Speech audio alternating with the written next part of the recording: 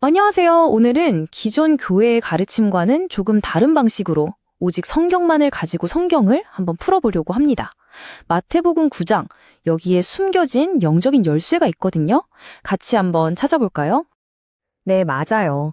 우리는 성경을 그냥 문자 그대로만 읽는 게 아니라 그 안에 담긴 하나님의 진짜 마음, 하나님의 관점으로 들여다볼 거예요.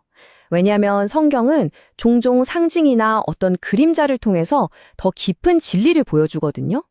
자, 그럼 마태복음 9장의 첫 번째 비밀부터 한번 파헤쳐 볼까요?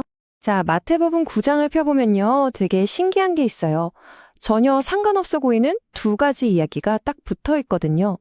하나는 어떤 어린 소녀가 죽는 이야기고 다른 하나는 오랫동안 아팠던 한 여인이 낫는 이야기예요. 이게 그냥 우연히 나란히 있을까요? 아니요. 하나님은 여기에 아주 특별한 연결고리를 숨겨두셨습니다. 그 연결고리가 뭐냐면요. 바로 숫자 12입니다. 보세요. 소녀는 딱 12살이었고 여인은 무려 12년 동안이나 혈루증으로 고생했잖아요. 성경에서 하나님이 숫자를 사용하실 때는요. 그냥 쓰시는 법이 없어요. 다 의미가 있거든요. 이건 절대 우연이 아니라는 거죠. 자, 그럼 하나님은 왜 하필 이 두 이야기를 이렇게 숫자 12로 묶어 놓으셨을까요? 우리한테 뭔가 더 큰 그림을 보여주시려는 거예요. 여기서 숫자 12는 그냥 12해라는 시간만 뜻하는 게 아니에요. 이건 바로 이스라엘의 12지파를 상징하고요.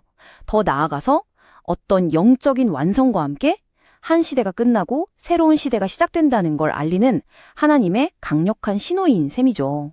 그러니까 하나님의 메시지는 정말 명확해요. 12살 소녀가 그 삶을 마감한 것처럼 이제 율법과 선지자로 대표되던 그 옛날의 시대, 그 낡은 종교 시스템은 끝났다는 걸 이 소녀의 죽음을 통해 선포하고 계신 겁니다.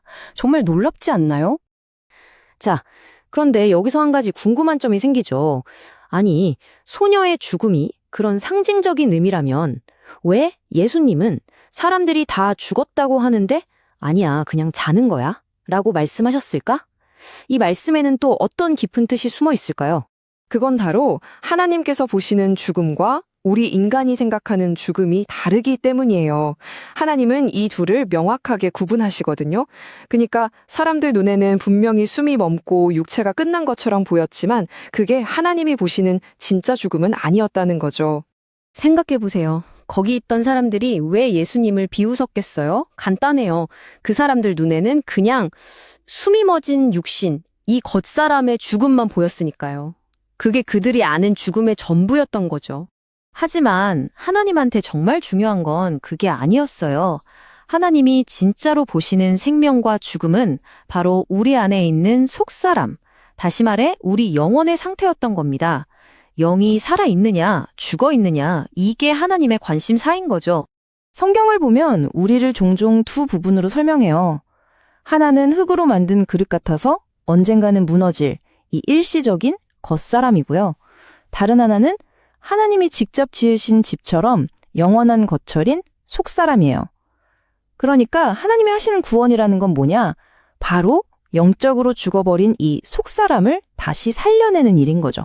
그래서 성경에 나중에 소녀의 영이 돌아왔다고 기록된 거예요. 이게 그냥 의식이 돌아왔다 정도의 뜻이 아니에요. 이건 바로 영적으로 죽었던 그녀의 속사람이 진짜 부활했다는 뜻입니다.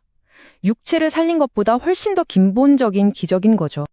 자, 이렇게 속사람을 살리는 이 영적인 치유라는 주제는요, 마태복음 9장의 다음 이야기들에서도 계속해서 이어집니다. 이번에는 눈먼 사람과 말 못하는 사람이 등장하거든요. 과연 여기에는 또 어떤 영적인 의미가 담겨 있을까요? 이것도 영적인 의미를 알고 보면 정말 놀라워요. 성경에서 눈이라고 하면 단순히 보는 기관이 아니라 영을 상징할 때가 많거든요. 생각해보세요. 이 사람들은 육신의 눈은 보이지 않았어요. 그런데 뭐라고 외치죠? 다윗의 자손이여. 이건 뭐예요?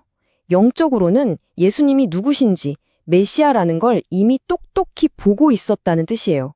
진짜 눈은 따로 있었던 거죠. 그 다음에 나오는 귀신 들려서 말을 못하던 사람 이야기도 마찬가지예요. 이게 그냥 목소리가 돌아온 그런 차원의 이야기가 아니에요. 영적인 눈이 열렸던 것처럼 이번엔 영적인 입이 열리는 거죠.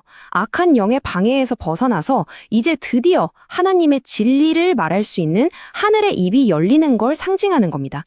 그런데 여기서 정말 아이러니한 장면이 펼쳐져요.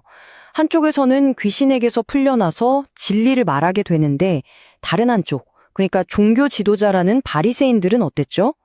이들은 영적으로 완전히 눈이 멀어버려서 이 엄청난 하나님의 일을 보고도 저거 귀신의 왕 바알세불의 힘을 빌려서 하는 짓이야 라면서 비방하고 있잖아요. 누가 진짜 눈이 멀고 입이 막힌 사람일까요? 자, 죽은 소녀를 살리고 눈먼 자를 보게 하고 말 못하는 자를 말하게 하고 그럼 이 기적들이 그냥 예수님이 마음씨가 좋아서 한 번씩 보여주신 이벤트였을까요? 절대 아니죠. 하나님은 이 모든 사건들을 통해서 앞으로 시작될 새로운 시대의 위대한 추수를 위한 발판을 마련하고 계셨던 겁니다. 이 모든 일을 하시고 나서 예수님이 무리를 보시며 한탄하듯 말씀하세요. 이게 마태복음 9장의 결론이자 새로운 시작인데요. 추수할 건 이렇게 널려 있는데 일꾼이 너무 부족하구나. 하나님은 이 말씀을 통해 우리에게 대체 뭘 보여주고 싶으셨던 걸까요? 하나님의 말씀하시는 추수할 것이 뭘까요? 바로 목자 없이 길 잃은 양들처럼 방황하는 수많은 영혼들이에요. 앞에서 봤던 기적들처럼 영적으로 죽어 있고 영적으로 눈이 멀고 영적으로 입이 닫힌 바로 그 사람들 말이죠. 그럼 일꾼은요? 일꾼은 바로 이 모든 영적인 치유를 먼저 경험해서 다시 살아나고 눈을 뜨고 입이 열린 사람들, 바로 그 사람들인 겁니다. 이게 바로 마태복음 9장이 우리에게 주는 핵심 메시지입니다. 하나님은요, 먼저 고침받은 사람이 이제는 다른 사람을 고치는 일꾼이 되기를 원하신다는 거예요. 내가 받은 기적이 나한테서 끝나는 게 아니라 다른 사람을 살리는 새로운 사역의 출발점이 되라는 거죠. 결국 마태복음 9장에 나오는 이 모든 기적들은요, 한 사람의 영혼이 죽음에서 생명으로, 어둠에서 빛으로 옮겨져서 마침내 다른 영혼을 추수하는 일꾼으로 부름받기까지의 과정을 보여주는 하나님의 놀라운 계획서, 바로 청사진이었던 셈입니다. 혹시 오늘 제가 설명해드린 이런 내용에 더 관심이 생기셨거나 더 깊이 알아보고 싶으시다면요, 다음 카페 금 기름 붓는 집을 한번 방문해 보시는 것도 좋을 것 같습니다.